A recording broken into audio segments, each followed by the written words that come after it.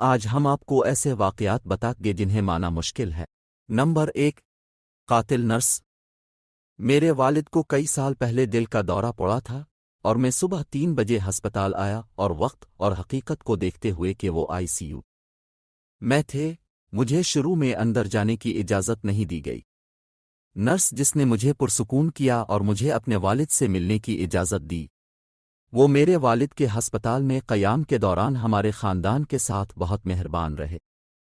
تقریباً 6 ماہ بعد میری پھوپھی ایک طبی مسئلے کی وجہ سے ICU میں تھیں اور دوبارہ ہماری دیکھ بھال کی گئی اس نرس کی طرف سے۔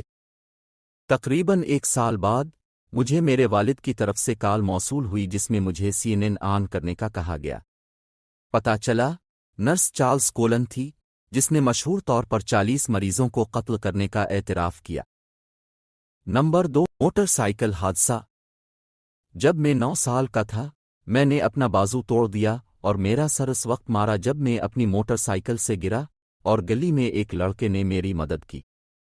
20 سال بعد میں اپنے ایک بہترین دوست کے دوست سے مل رہا تھا اور میں نے بتایا اس موٹر سائیکل حادثے کی کہانی۔ پتہ چلا میرے سب سے اچھے دوست کا دوست وہ لڑکا تھا جس نے مجھے اٹھا لیا جب میں گر گیا اور اب ہم شادی شدہ ہیں۔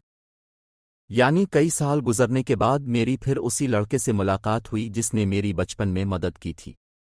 نمبر 3، شاعرانہ واپسی۔ میرے والدین نیو جرسی میں نوبیاہتا جوڑے تھے اور پھر میری پیدائش کے بعد الینوائے چلے گئے۔ انہوں نے اپنا پورا بچپن وہیں گزارا اور پھر جس سال میں نے گریجویشن کیا اس سال طلاق لے لی۔ میرے والد لاس ویگاس چلے گئے، میری ماں ٹیکساس میں۔ جب میں 30 سال کا ہوا تو میں ساؤتھ فلوریڈا میں ملازمت اختیار کی، میرے خاندان کا پہلا اور واحد فرد جس نے کبھی وہاں کا سفر کیا۔ گھر کے سامان کی تلاش میں ایک مقامی گڈ ول میں مجھے کچن کے سامان کے شیلف پر شاعری کی ایک پرانی کتاب ملی اور مجھے اس کی شکل پسند آئی تو میں نے اسے 1/4 کے لیے خریدا اور اپنے باقی سامان کے ساتھ اسے گھر لے گیا۔ اس رات بعد میں نے سامنے کا کور کھولا اور اپنے والد کی غیر واضح لکھوٹ میں لکھا ہوا دیکھ کر حیران رہ گیا۔ یہ ان کا میری ماں کو تحفہ تھا، ان کی شادی کی 3ری سالگرہ۔ میری ماں نے اسے 10 اس سے زیادہ سال پہلے یارڈ سیل پر فروخت کیا تھا، تب سے ان دونوں نے اس کی تصدیق کی ہے۔ نمبر 4، الہی مداخلت۔ میرے دادا نے میری پرورش کی اور ان کا پسندیدہ نمبر 44 تھا۔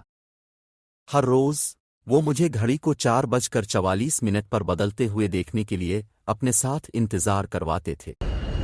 اس کا بیٹا میرے چچا کی موت ایک کار حادثے میں ہوئی تھی اور اس کا فٹ بال جرسی کا نمبر 44 تھا۔ پھر 2016 میں میرے دادا کا انتقال ہو گیا۔ اگلا سال میری زندگی کا بدترین سال تھا۔ میں مذہبی نہیں تھا اور میں عام طور پر نماز نہیں پڑھتا تھا، لیکن اس موقع پر میری گاڑی خراب ہو گئی تھی اور میں اپنے دادا کے ٹرک کو DMV میں رجسٹر کر رہا تھا۔ اپنے فون پر نوٹس ایپ میں نے ایک نشانی مانگی کہ میری زندگی بدل جائے گی یا کسی محافظ فرشتے کے لیے۔ یہ پہلی اور واحد دعا تھی جو میں نے اپنے فون پر لکھی تھی۔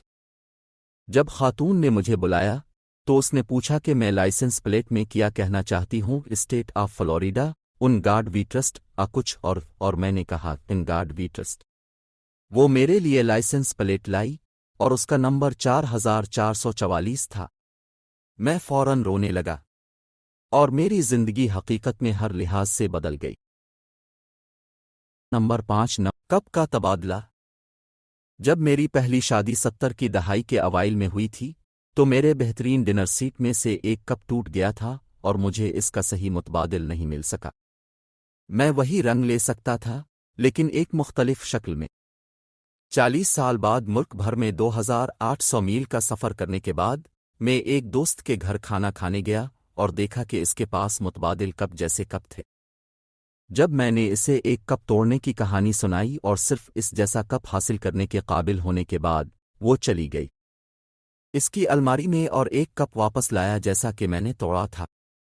اسے بھی ایسا ہی تجربہ تھا لیکن اس کے برعکس۔ چنانچہ 40 سال بعد ہم نے کپ بدلے اور دونوں نے دوبارہ مکمل سیٹ حاصل کر لیا۔